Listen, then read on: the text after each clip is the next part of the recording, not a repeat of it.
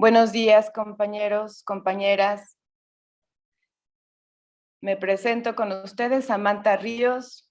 Qué gusto estar aquí en este espacio, en su tercer momento de capacitación de la tercera generación, de la tercera generación del diplomado en buen gobierno. El día de hoy tenemos preparadas dos ponencias muy interesantes relacionadas con la soberanía alimentaria y procesos similares. Muchas gracias a ustedes. Muy buenos días a todos, compañeros y compañeras de este diplomado de inducción al buen gobierno de la Cuarta Transformación que organiza el Instituto de Formación Política de Morena. Agradezco mucho la invitación del compañero Rafael Barajas, de Patricia Legarreta, de todos ustedes, para compartir con ustedes el tema de la autosuficiencia alimentaria y el rescate del campo, la dignificación del trabajo campesino en México. Este es el tema que yo voy a comentar con ustedes. Según los organizadores, tengo 1 hora para la exposición y después 1 hora para preguntas y respuestas. Y quisiera confirmar que mi audio está claro para todos y todas para avanzar. Quiero compartir con ustedes mi presentación en 5 partes. 1, hablar sobre la constitución de nuestro país como un foco civilizatorio originario y como un centro de origen de plantas cultivadas, un centro de domesticación de plantas cultivadas. Quiero repasar con ustedes de una manera muy rápida la cuestión agraria en la historia de México, cómo se ha evolucionado el tema de la cuestión agraria en las 4 transformaciones de la vida pública del país, avanzar hacia el agotamiento del modelo de producción y consumo agroalimentario hegemónico y ya centrarnos de manera más fuerte en la nueva política agroalimentaria del gobierno del presidente López Obrador, para terminar con algunas conclusiones. Adelante. Muy importante, compañeros y compañeras, reconocer lo que ha sido México en el desarrollo de las civilizaciones en el mundo, y también su importancia como centro de domesticación de plantas cultivadas. Adelante. Miren, aquí es muy importante tomar una conceptualización extremadamente importante que hace Miguel León Portilla en uno de sus libros más importantes, que es el de Aztecas Mexicas, desarrollo de una civilización originaria. Aquí Miguel León Portilla establece en este libro que Mesoamérica, la civilización mesoamérica, constituye uno de los 6 centros civilizatorios originarios en la historia de la humanidad, a la par del desarrollo de la región andina, Egipto, Mesopotamia, Valle del Indo y Valle del Río Amarillo. ¿Y qué debemos entender por centro civilizatorio originario según Miguel León Portilla? Él establece que hay algunos centros civilizatorios que deberían ser reconocidos como originarios en razón de que se han producido de manera autónoma, y que todas las demás civilizaciones, por muy desarrolladas que han llegado a ser, deben considerarse derivadas o encaminadas por estos ciertos núcleos civilizatorios. Esto es importante porque necesitamos valorar de dónde venimos, tanto como país, como agricultura, como cultura agroalimentaria. Y este centro civilizatorio originario tuvo por base una agricultura extraordinariamente desarrollada, como fue la agricultura mesoamericana, y que tiene como base, como centro, la domesticación del maíz. Adelante.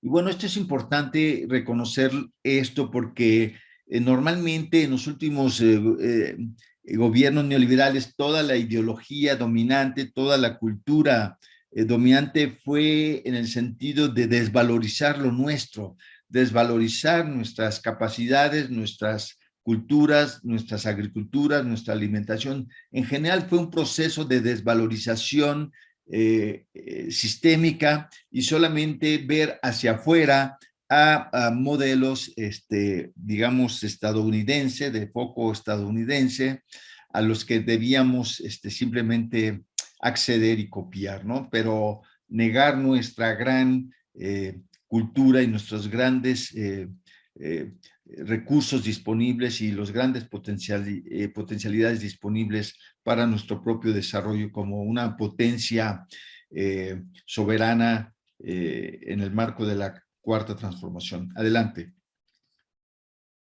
Algo también importante es que debemos reconocer que México, en razón de una doble diversidad, que es la diversidad biológica y la diversidad cultural, México constituye uno de los países de mega diversidad biocultural.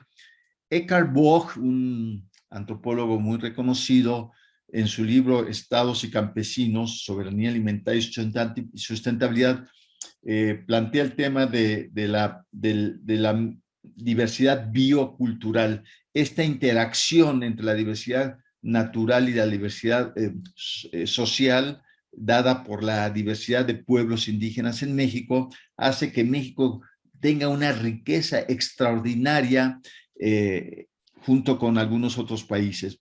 Por eso, entonces, debemos reconocer que si tenemos una gran diversidad biológica, no está disasociada o desvinculada de todos los procesos de manejo, de domesticación, de conservación, de esa diversidad biológica a partir de la apropiación de la naturaleza y de los territorios por las culturas indígenas de nuestro país.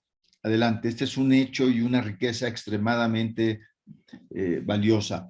Por otro lado, México, Mesoamérica, pues ha sido considerado como un centro de domesticación de plantas cultivadas. Nikolai Vavilov, un genetista ruso muy respetado y estudioso de las plantas cultivadas en el siglo XX, se refirió a la región mesoamericana como uno de los centros más importantes de domesticación de plantas cultivadas en el mundo.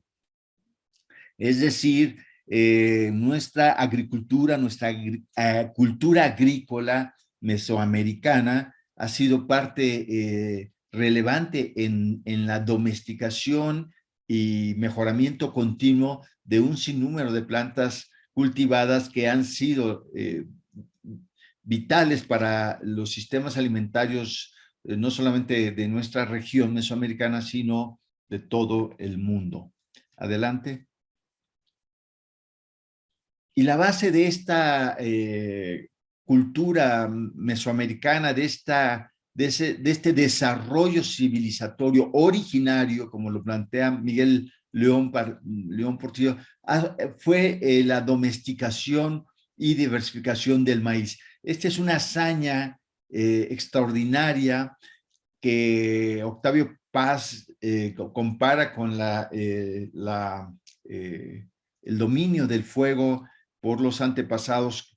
La domesticación del maíz es una hazaña de gran magnitud, de tal manera que hacer una domesticación y un mejoramiento continuo de una planta, de una hierba, de una planta silvestre como el teocintle, a través de procesos continuos de mejoramiento, de selección, mejoramiento, adaptación de diversas generaciones de campesinos indígenas del país, lograron esta hazaña de transitar desde el teocintle, un pasto silvestre, a la creación del maíz, y que este maíz pues generó hoy el cultivo más extendido en todo el mundo. Este desarrollo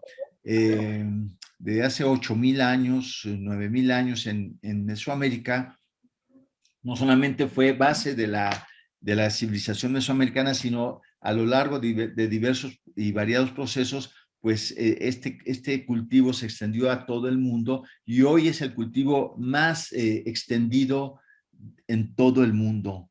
Ese es un aporte de esta civilización mesoamericana. Y esta domesticación generó en razón de la diversidad cultural y agroecológica del territorio mesoamericano una gran diversidad de razas y variedades que permiten el sostenimiento de la alimentación desde condiciones de agricultura a nivel del mar hasta casi más de 3,000 metros, zonas tropicales, zonas templadas, zonas semiáridas, y esta hazaña pues es un tema que nosotros valoramos y cuidamos como país, como Cuarta Transformación de una manera relevante, como lo vamos a ver más adelante. Adelante. Y aquí también es importante reconocer que no solamente es el maíz, sino es una innumerable número de especies agrícolas que fueron desarrolladas, cultivadas, domesticadas, mejoradas a lo largo de muchos siglos en la cultura agrícola mesoamericana, entre los cuales están pues el cacao, la calabaza, el frijol, el nopal, chiles, aguacate, vainilla, entre muchas otras plantas útiles que hoy son base de nuestra alimentación en nuestros países. Adelante. Bien, ahora quiero pasar a un repaso muy breve de la cuestión agraria en la historia de México, porque esta historia es lo que explica nuestra realidad agraria hoy en día y que es la base de la nueva política agroalimentaria del gobierno en la Cuarta Transformación. Adelante. Bueno, lo primero que tenemos que considerar es que en la primera transformación, que fue la Guerra de Independencia y su consumación, en esta primera etapa del México independiente, pues hablando del tema agrario, pues manteníamos un sistema de grandes haciendas agrícolas y ganaderas en manos del clero, de jefes militares y de la burocracia, y subsistieron en resistencia las comunidades indígenas amparadas con títulos virreinales, y se tenía un naciente sector de rancheros en áreas lejanas. Es decir, todavía en esta etapa del México independiente no podríamos decir que hubo una justicia para las comunidades campesinas, comunidades indígenas que fueron despojadas y violentadas a lo largo de la colonia española. En esta etapa, pues, sufrimos la invasión norteamericana con la pérdida de la mitad del territorio nacional. Y para la segunda transformación, la reforma liberal, 1849-1875, pues la caracterización central de esta transformación fue la separación del Estado del clero y la configuración del Estado laico. Y aquí hay un tema muy relevante a tener en cuenta, es que en el marco de la visión liberal de la época, se estableció una ley de desamortización de bienes de las corporaciones civiles y religiosas. Aquí el objetivo aparentemente era el desmantelamiento de la propiedad agraria en manos de la iglesia para romper su poder económico y también, por supuesto, desmantelar su poder político e ideológico. Y así fue que todo el gran latifundio eclesiástico fue, digamos, desmantelado y fue distribuido en propiedades privadas. Pero esta visión liberal de la propiedad de la tierra, que debía ser no en manos de corporaciones, sino en manos de individuos, de propietarios privados, también tocó a lo que ellos llamaron las corporaciones civiles. Y las corporaciones civiles eran las comunidades indígenas que tenían una propiedad colectiva, una propiedad común de sus tierras, y también fueron objeto de una presión para su disolución y su reparto y venta en propiedades individuales.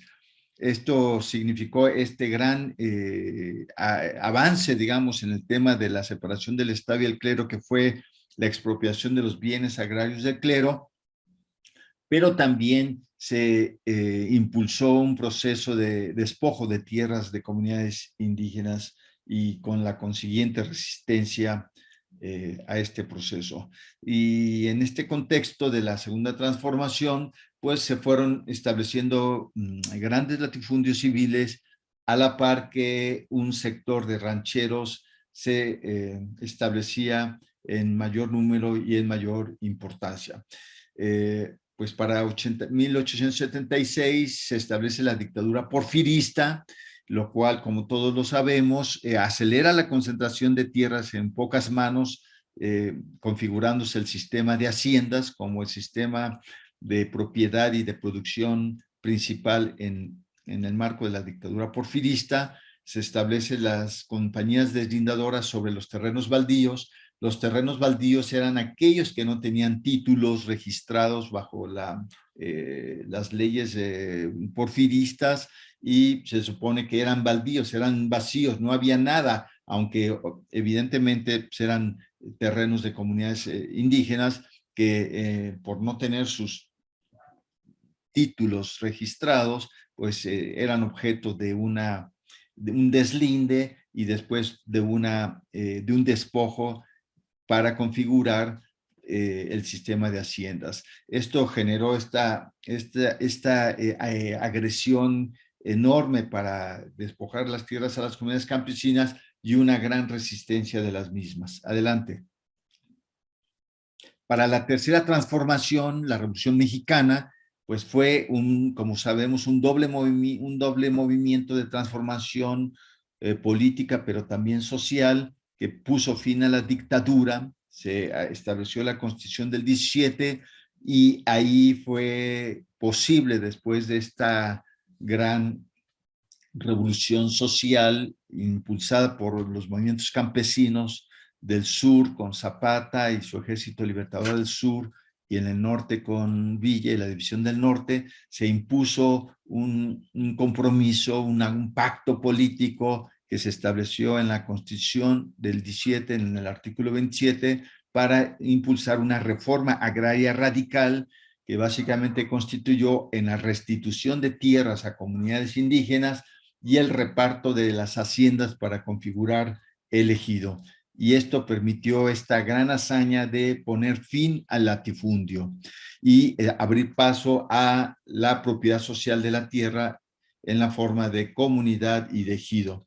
Este proceso de reforma agraria radical, establecido como consecuencia de la revolución sociopolítica de 1910, pues tuvo un impulso y un aceleramiento grandísimo en el cardenismo, ¿no? De 34 a 40, el proceso de reparto agrario que se había quedado pues básicamente en el papel y con pocas acciones de reparto de haciendas, bajo el cardenismo y su política de masas se aceleró fuertemente el reparto agrario.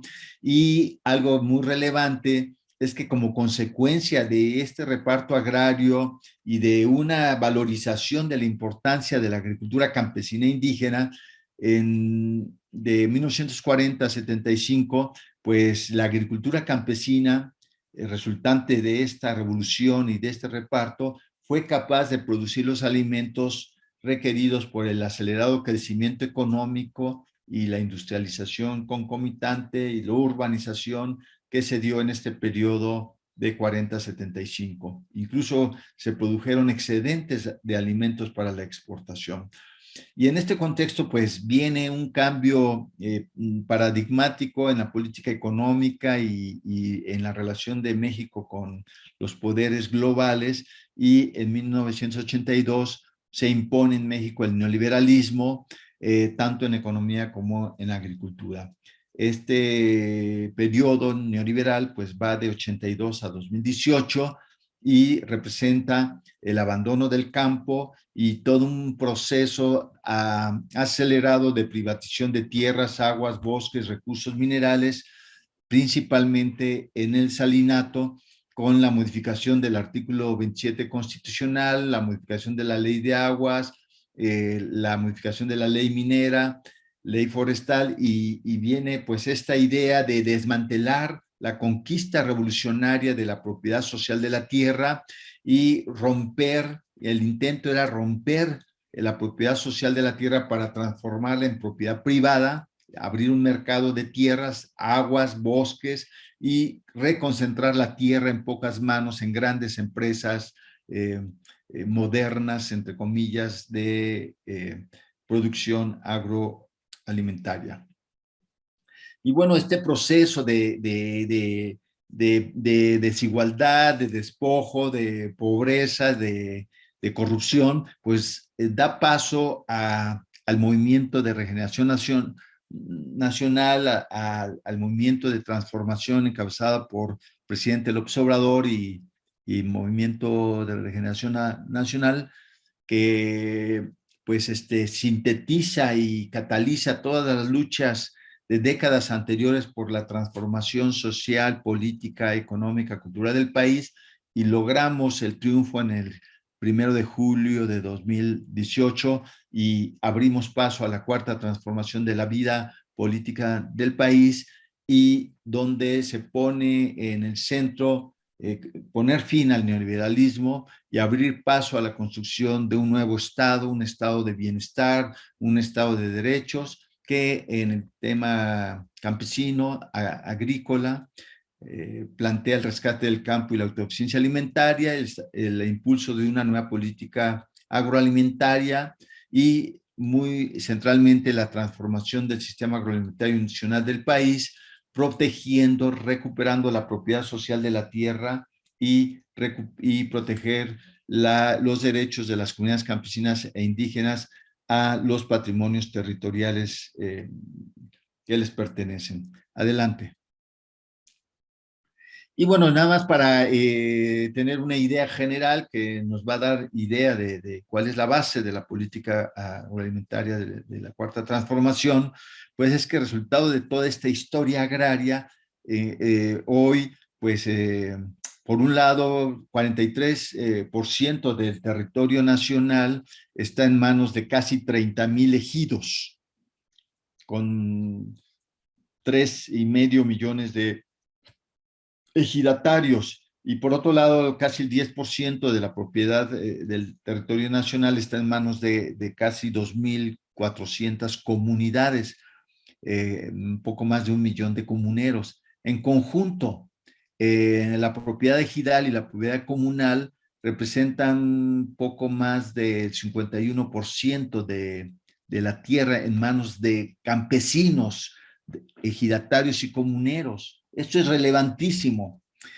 Y por otro lado, el resto de la tierra está en manos, en términos generales, de propiedad privada, 45%, pero es importante reconocer que la mayor parte de las unidades privadas rurales son pequeñas y medianas propiedades, de tal manera que la estructura agraria en México, aún después de más de 36 años de neoliberalismo que intentó privatizar el ejido y la comunidad y reconcentrar la tierra en grandes unidades de producción, pues no lo pudieron lograr por la resistencia campesina e indígena, y hoy, cuando llegamos a la Cuarta Transformación, nos encontramos con una estructura agraria de propiedad social y de pequeña y mediana escala. Adelante. Y es así como vemos que el 85% del total de unidades de producción en México, o sea, predios, son de pequeño y mediano escala. Decir pequeña y mediana escala es que son predios de hasta 20 hectáreas. Nosotros conceptualizamos una agricultura de pequeña escala hasta 5 hectáreas y de una agricultura de mediana escala de más de 5 hasta 20 hectáreas. Bueno, bajo esta conceptualización, el 85% del total de unidades agrícolas, de predios agrícolas, son de pequeña y mediana escala, y el resto son de grandes productores. Es una característica importante porque a este sector durante el neoliberalismo no se le dio atención, se le abandonó.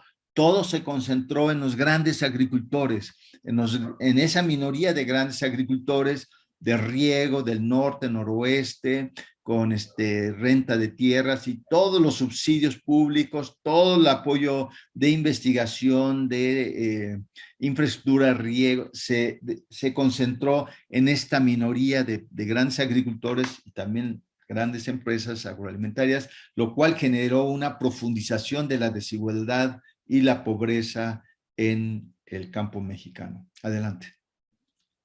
Y finalmente, nada más como un contexto, decir que la mayor parte de la agricultura en México, el 80%, es una agricultura que depende del agua de lluvia, es una agricultura de temporal y solamente en términos generales el 20% de la superficie agrícola tiene riego. Y esta infraestructura de riego, pues la mayor parte de las presas y sistemas de riego se encuentran en el norte del país, Tamaulipas, Chihuahua, pero sobre todo en Sinaloa y Sonora.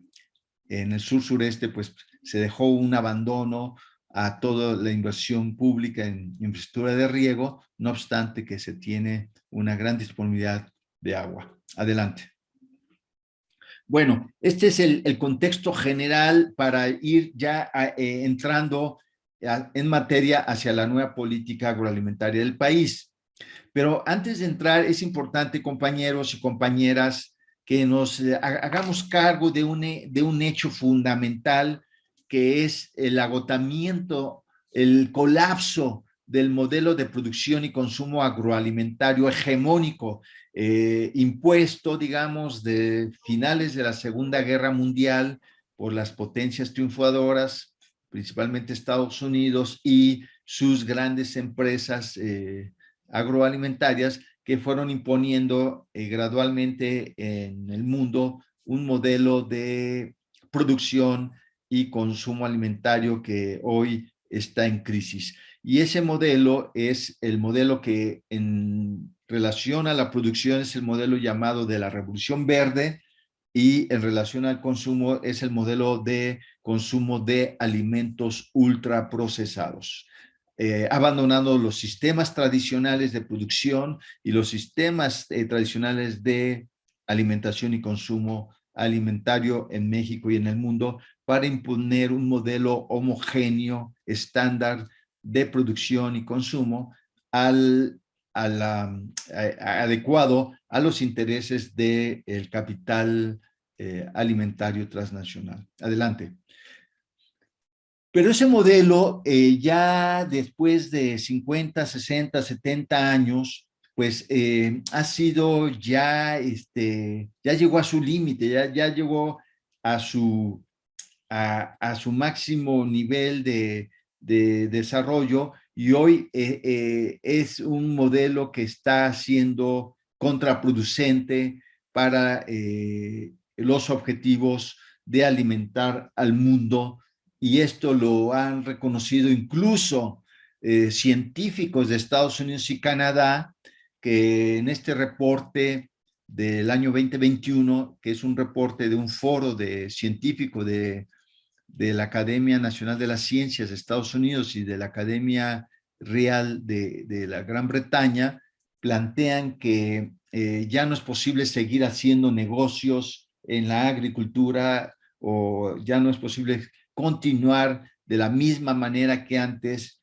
en los sistemas de producción y consumo agroalimentarios. Esto está acabándose. Adelante. Y ellos plantean, es muy importante esta conciencia del colapso, del agotamiento, porque el cambio de las políticas agroalimentarias en México también está relacionado con un cambio de modelos globales de producción y consumo alimentario. Aquí en este reporte que les comento, se establece que este modelo ha mostrado una incapacidad para bien alimentar a la población mundial. Se estima que en 2020 padecieron hambre en todo el mundo de 720 a 811 millones de personas, 118 millones más que en el 2019. y que hay más de 2.000 millones de personas con obesidad y sobrepeso, con las concomitantes enfermedades no transmisibles, tales como la diabetes, enfermedades cardiovasculares y cáncer. Ese sistema entonces no puede alimentar al mundo y no puede alimentarlo bien, sobre todo. Por otro lado, el 70% de la agricultura, del agua dulce del mundo se destina a la agricultura y bajo los métodos intensivos y depredadores, 20% de esos acuíferos están sobreexplotados.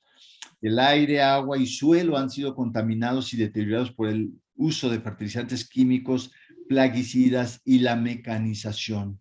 No hay posibilidad de seguir con ese modelo, produciendo más alimentos que al mismo tiempo, más alimentos, producir más alimentos bajo este modelo requiere más fertilizantes, más plaguicidas, más irrigación, así como una mayor extracción de los recursos de la tierra y el mar, lo cual va a representar más contaminación del aire, del agua y del suelo.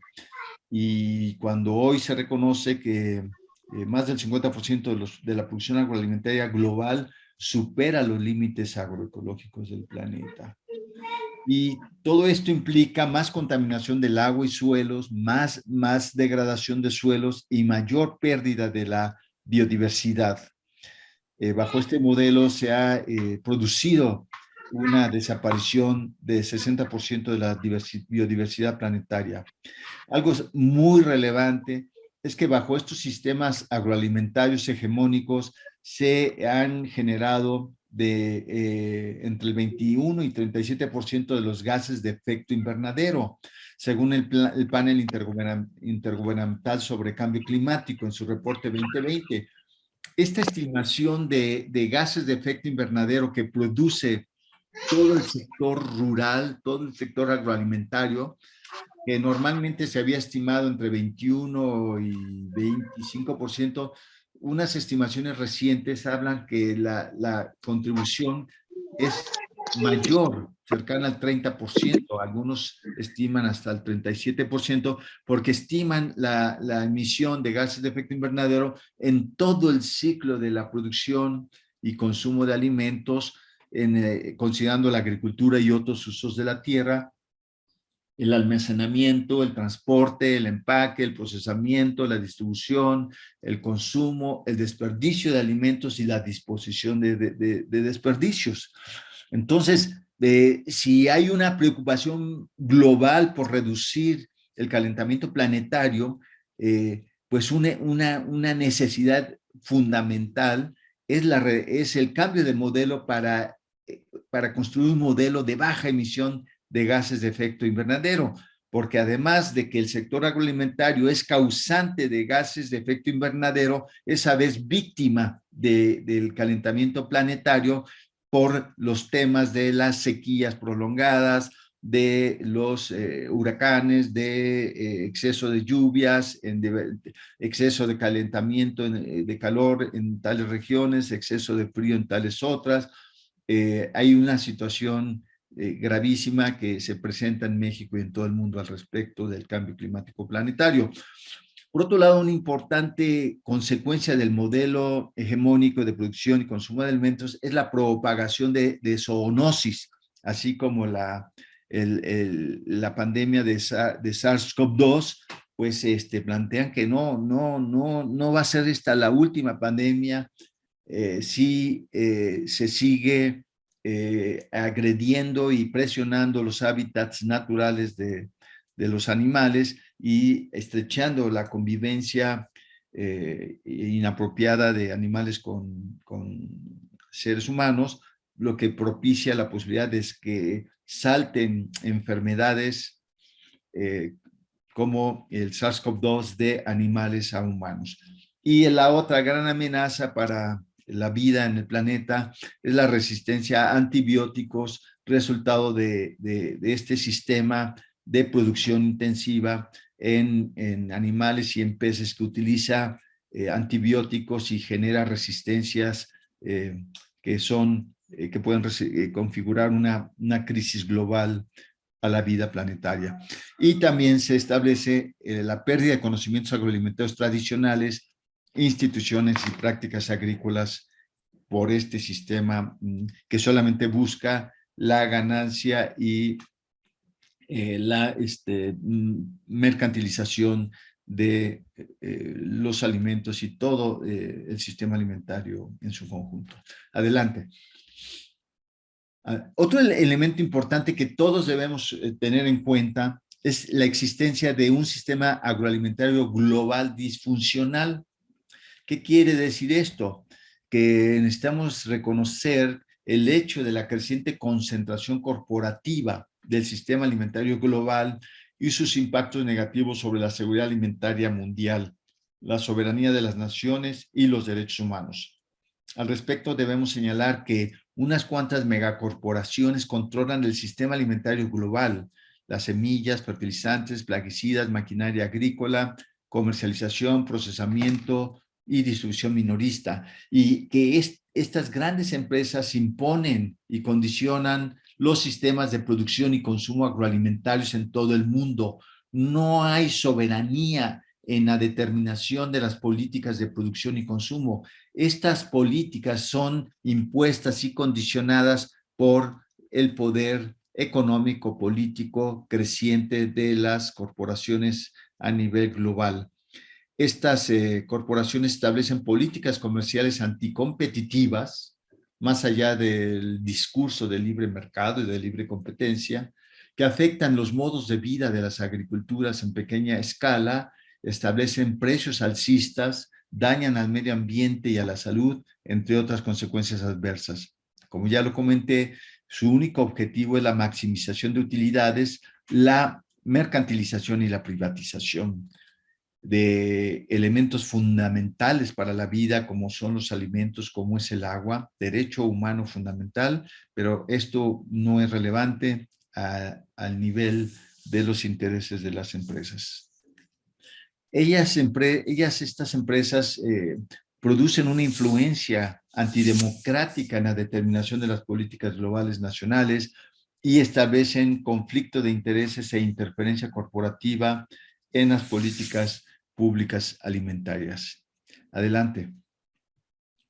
Esto pues incluso a nivel mundial ha sido reconocido por las Naciones Unidas, de tal forma que el año pasado, a finales del año pasado, el secretario general de las Naciones Unidas convocó a una cumbre de los sistemas alimentarios de las Naciones Unidas para impulsar una transformación de los sistemas alimentarios globales. Es decir, la transformación ya no es un tema que sea opcional, es una necesidad de la sobrevivencia planetaria, pero de cada uno de los países también. Y este hecho se vio, digamos, magnificado en el marco de la pandemia de SARS-CoV-2, dado que la mala nutrición, en particular la epidemia de obesidad y sobrepeso, produjeron graves impactos en la salud de las personas que fueron infectadas por este virus.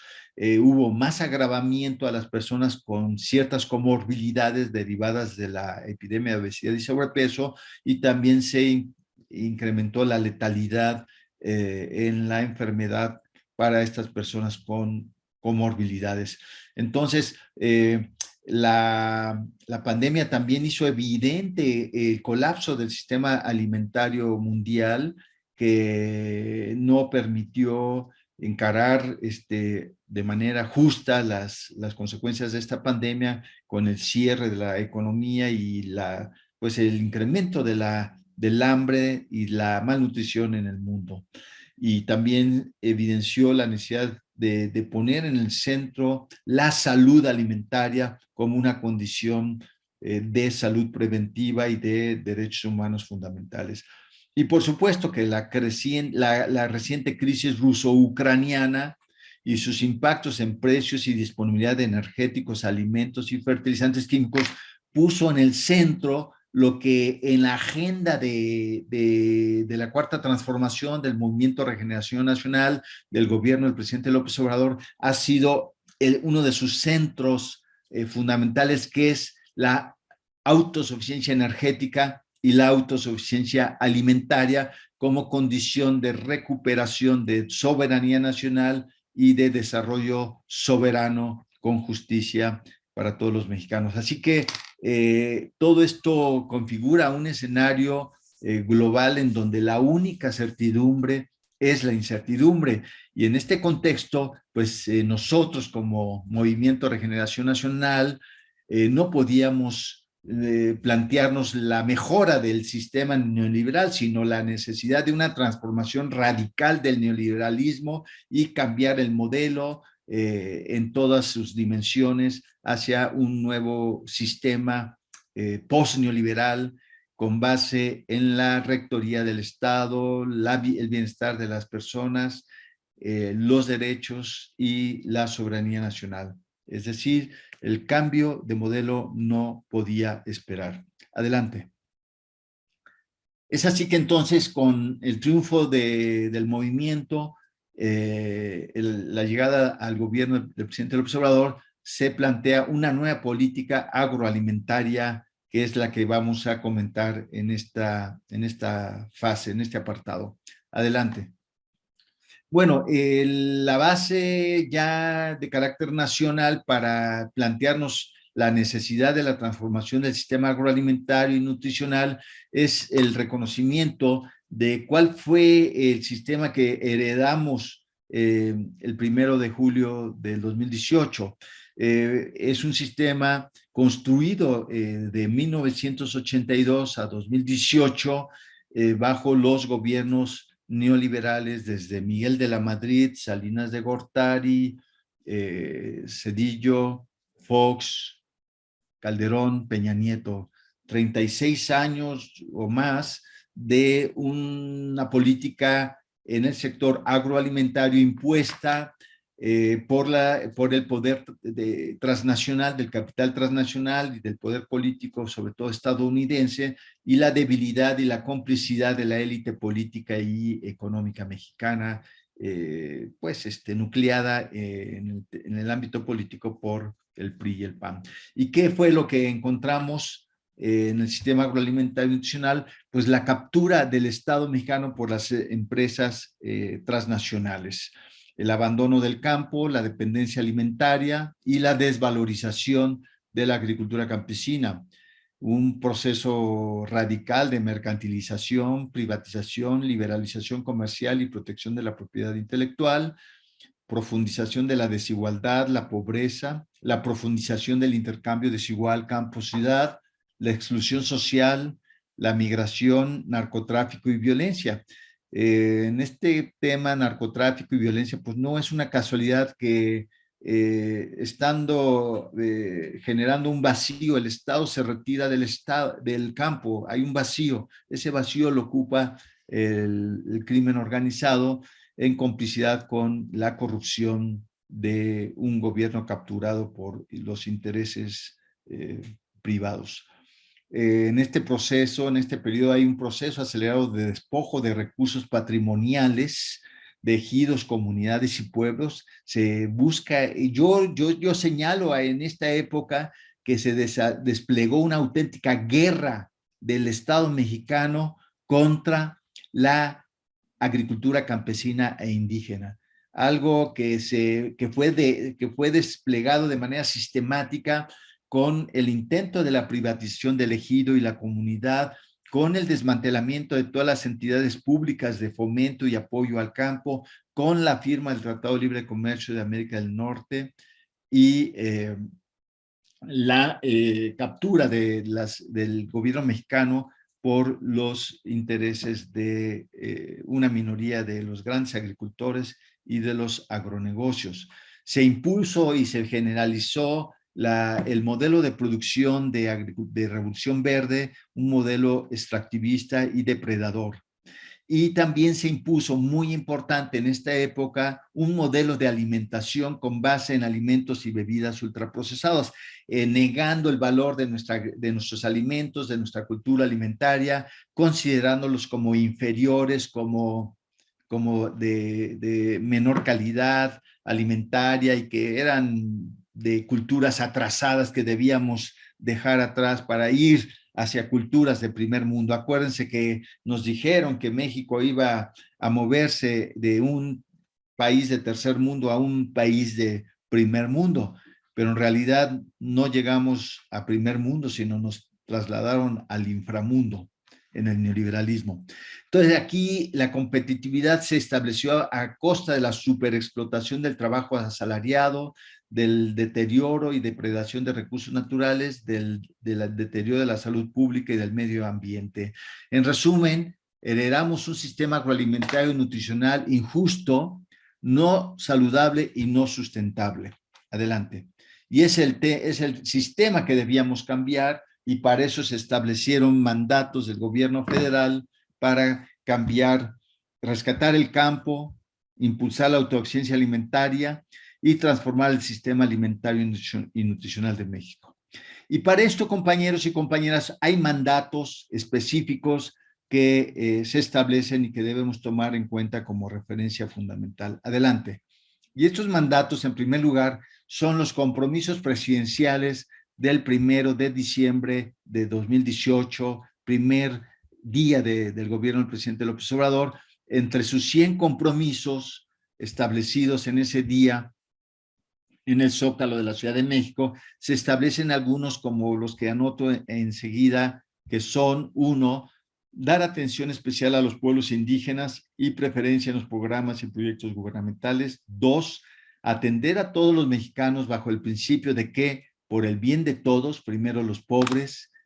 19, el compromiso 19, otorgar un apoyo económico para la siembra de alimentos a pequeños productores. 29, a entregar los apoyos del gobierno directamente sin intermediarios.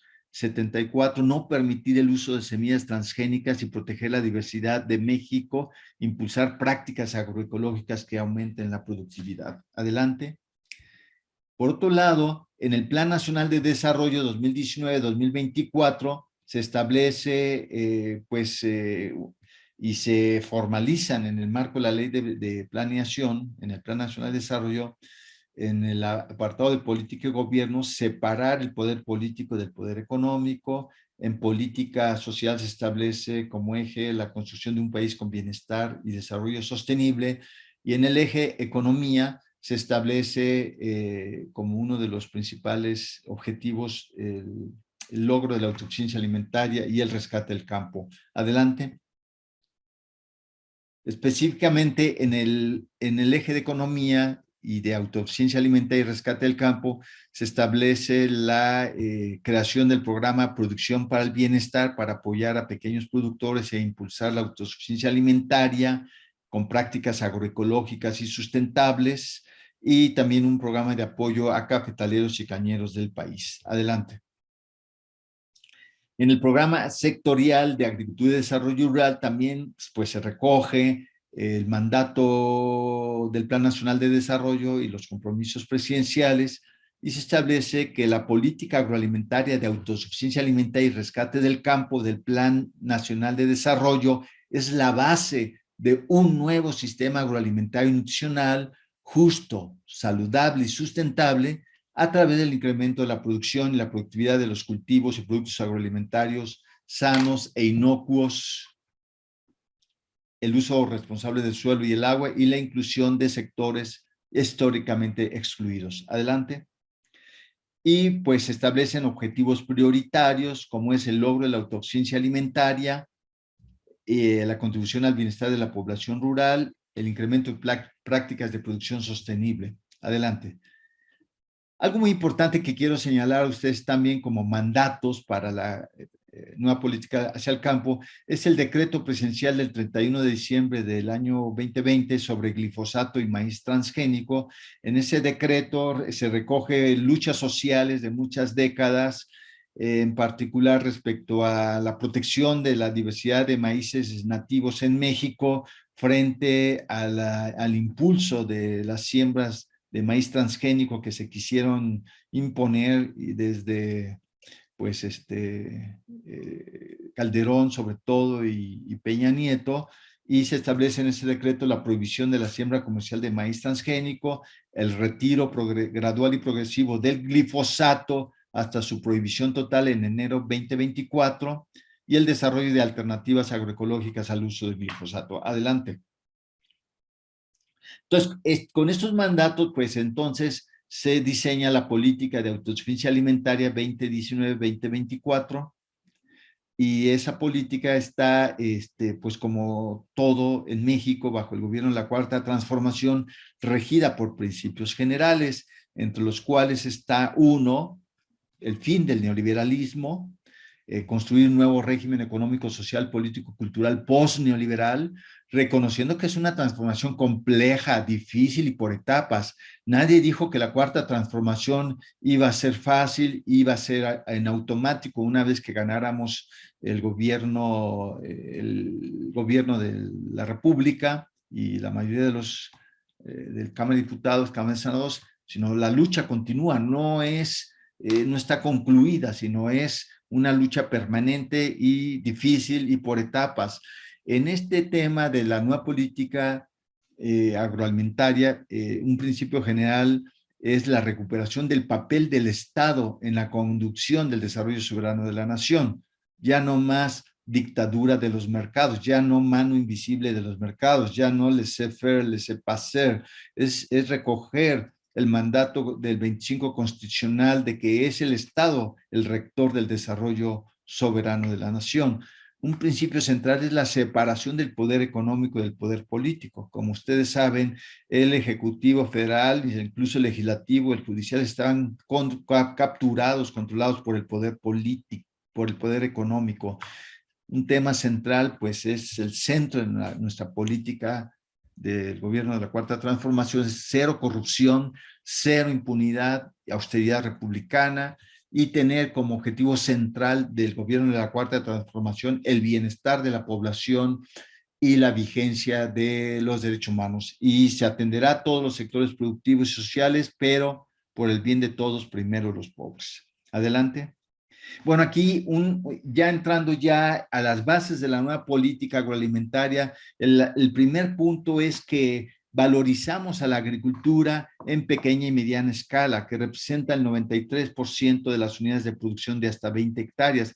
Esta valorización que fue negada y al contrario, estigmatizada, despreciada, además con un tufo clasirracista, pues para nosotros en la política agroalimentaria de la Cuarta Transformación constituye esta agricultura, este sector de la agricultura, el centro de nuestra nueva política. No quiere decir que abandonamos al resto de los sectores, pero damos prioridad a la agricultura y mediana escala, que representa un gran potencial de producción, de conservación de la biodiversidad, de mejoramiento de la diversidad biológica, de cultura alimentaria y de valores culturales extraordinarios que nosotros valoramos, reconocemos y apoyamos. Adelante. Un elemento adicional de la revalorización de la agricultura campesina indígena en la construcción de un nuevo paradigma agroalimentario y nutricional es la transición hacia una agricultura sustentable con base en los principios de la agroecología, avanzar a una producción sustentable, saludable, resiliente y de baja emisión de carbono, la producción de alimentos saludables, transición hacia cadenas cortas de suministro, transformación de los sistemas alimentarios, reconocer la necesidad de impulsar ciudadanía en el medio rural, derechos humanos, democracia plena, solidaridad intra y transgeneracional, y también impulsar hasta donde nos den nuestras fuerzas como país un nuevo marco de regulación global de los sistemas alimentarios. Adelante. Para nosotros es muy importante en esta nueva política reducir desequilibrios y brechas de desigualdad. En el pasado solo se apoyó uno de los dos sectores de la agricultura, que es el sector de agroexportación, y se abandonó el sector de producción de alimentos para el mercado interno. Hoy queremos hacer un equilibrio. Mercado exterior sí está bien, pero mercado interno darle prioridad para reducir desequilibrios y brechas de desigualdad, mantener equilibrios, potencia, dirección, balance y estabilidad en el desarrollo del sector agroalimentario. Adelante. Son dos motores, no uno solo. Y claro, es una estrategia compleja para el rescate del campo y la autosuficiencia alimentaria, con diversos niveles de intervención, desde los programas prioritarios de bienestar, programas prioritarios para la autosuficiencia alimentaria, financiamiento y administración de riesgos, proyectos estratégicos del gobierno federal, infraestructura hidroagrícola y otros elementos para configurar una estrategia general. Sin embargo, adelante, el presidente López Obrador planteó que para llevar a cabo esto habría que reestructurar todos los programas de apoyo al campo para, en principio, canalizar los subsidios a los pequeños productores, pero de una manera diferente a lo que hacía el neoliberalismo, que todos los subsidios iban para los grandes agricultores, pero a través de un sistema de intermediación y de burocracia que hacía que la mayor parte del gasto quedara en la burocracia, la mayor parte de los subsidios quedaran en intermediarios corruptos, gubernamentales, privados y de organizaciones clientelares, y pues esto ya no llegaba prácticamente nada al productor o poblador rural. Para el gobierno de la Cuarta Transformación, los subsidios públicos deben trasladarse de manera directa, sin intermediarios, de la tesorería de la Federación directamente al productor o poblador rural. Adelante. Y bueno, para organizar la acción gubernamental para la autosuficiencia alimentaria y la canalización de las inversiones, subsidios, se reestructuraron una gran diversidad de programas en unos pocos programas prioritarios de gran impacto, entre los cuales está el programa Producción para el Bienestar, que es el programa a cargo de un servidor en la Subsecretaría de Autosuficiencia Alimentaria, el programa Sembrando Vida, que muchos conocemos. Se va a relanzar la capacidad nacional de producción de fertilizantes en una entidad coordinada por Pemex Fertilizantes, y hay un programa de fertilizantes para el bienestar para estados con agricultura de bajo ingreso, como es Guerrero, Chiapas, Oaxaca, Morelos, Tlaxcala, y más adelante Durango y Nayarit. Está el programa de Bien Pesca, apoyo a pescadores, un programa de precios de garantía a cargo de Seguridad Alimentaria Mexicana, y todos estos programas configuran la estrategia de autosuficiencia alimentaria que busca impulsar la autosuficiencia con base en principios de soberanía, la autosuficiencia entendida no solamente de producir nuestros alimentos básicos, sino también los insumos requeridos para la producción de alimentos, porque todo lo llegamos a importar. Antes éramos excedentarios en producción de fertilizantes, pues ahora importamos el 80%, alimentos importamos 40% y tecnología importamos todo, cuando tenemos toda la capacidad nacional para producir nuestros alimentos, nuestros insumos y nuestra tecnología. El planteamiento de autosuficiencia plantea que los que nos alimentan coman y vivan bien. En primer lugar, los campesinos, los que producen los alimentos, que coman y vivan bien, es una línea del presidente López Obrador. Impulsar apoyos productivos a pequeños y medianos productores preferentemente, apoyos directos sin intermediarios, transición a sistemas agroecológicos de producción de alimentos, sin transgénicos, ni glifosatos, ni otros plaguicidas altamente peligrosos, y poner la salud alimentaria, familiar, comunitaria y nacional en el centro de las políticas de producción de alimentos, con un enfoque de derechos humanos, principalmente de respeto y promoción de los derechos de los pueblos indígenas. Adelante. Ya no me voy a detener mucho en esta parte porque les voy a dejar la presentación para optimizar el tiempo, pero aquí estamos hablando de que estamos apoyando con este conjunto de programas a más de 3 millones de productores pequeños y medianos y pescadores, con un monto de 54,000 millones de pesos. El 95%, si no es que el más, de los subsidios al campo van a pequeños y medianos productores, lo que no sucedía en los gobiernos neoliberales. Adelante. Bueno, miren, en esta parte me voy súper rápido porque iba a plantear qué es el programa Producción para el Bienestar. Nada más voy a pasar las láminas para llegar a la última parte de la presentación, que es la transformación del sistema alimentario y nutricional. Adelante. Adelante. adelante, cómo ha evolucionado, cuáles son los componentes de este programa, apoyos de liquidez, acompañamiento técnico, acceso a financiamiento. Adelante, adelante, adelante. Adelante, Eli, por favor, para irnos hacia el sistema alimentario y nutricional.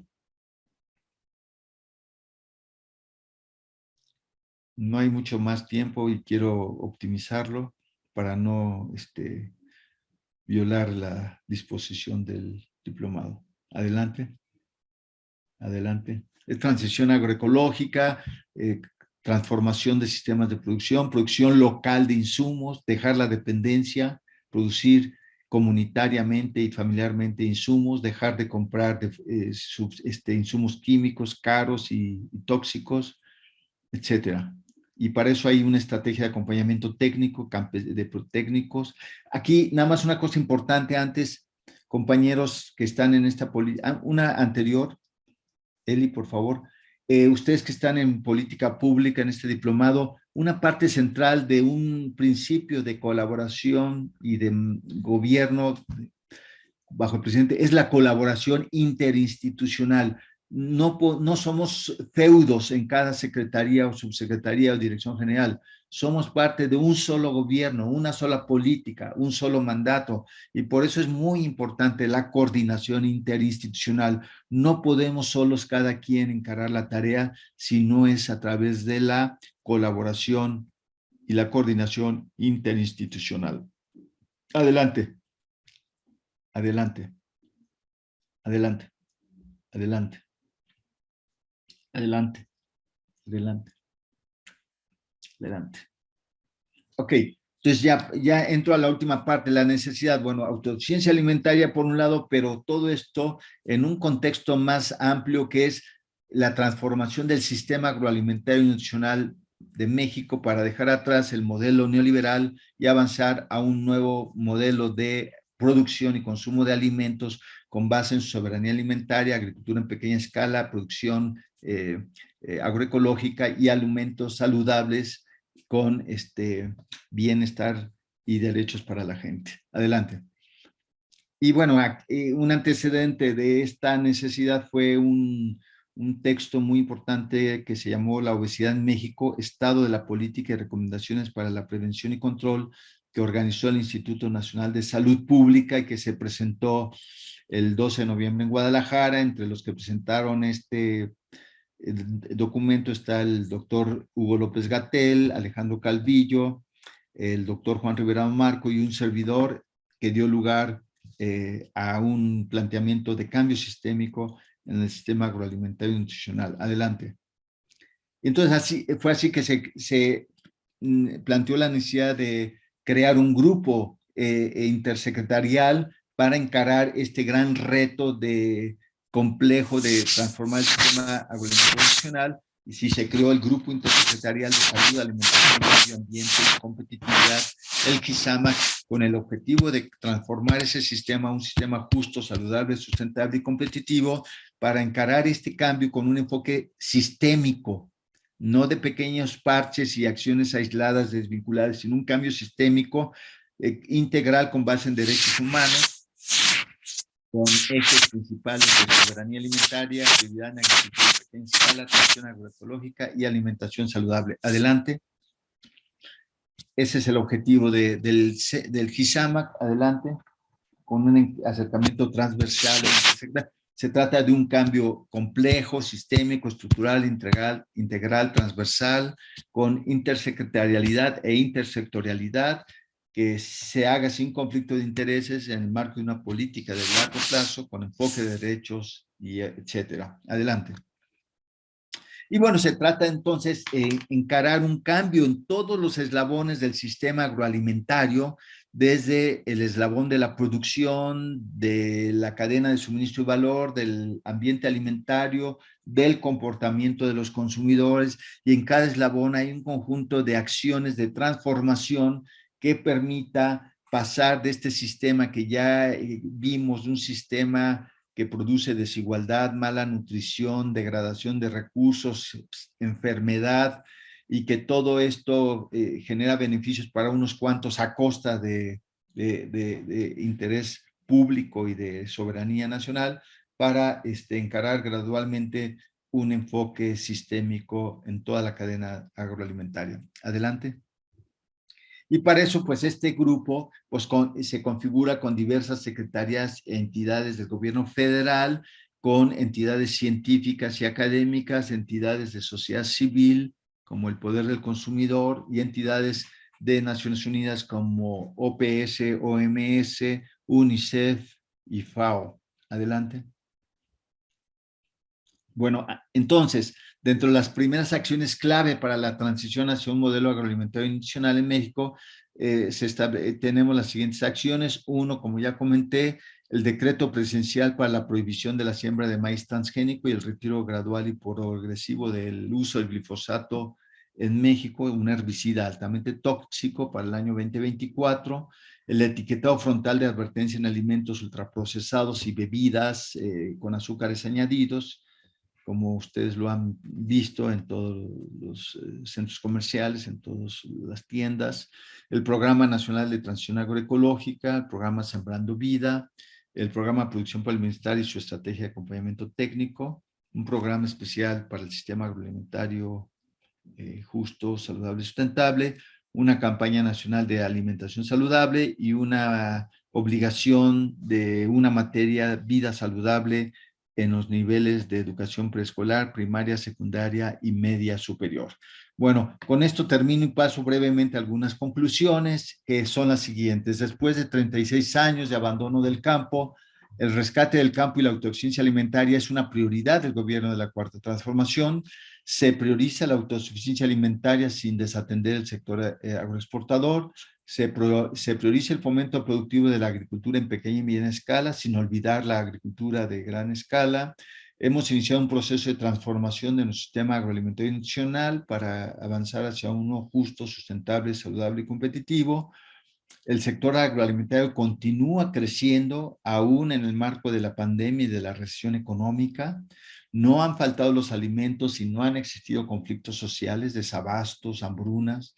Se mantienen saldos positivos en las balanzas comercial, agroalimentaria y agropecuaria, y se ha contenido el crecimiento de la pobreza rural en el contexto de la pandemia y de la recesión económica, y reconocer que estamos a la mitad del camino del primer gobierno de la Cuarta Transformación, que necesitamos consolidar los cambios en la segunda parte de la administración del presidente López Obrador, y también reconocer que la transformación y construcción de un nuevo sistema post-neoliberal va a requerir más tiempo que los 6 años del presidente López Obrador, por lo cual la necesidad de que continúe la Cuarta Transformación más allá del 2024 es una necesidad y una obligación de todos aquellos que queremos una nueva sociedad, una nueva economía, una nueva cultura, un nuevo país para las presentes y las futuras generaciones de mexicanos. Pues muchas gracias y con esto termino.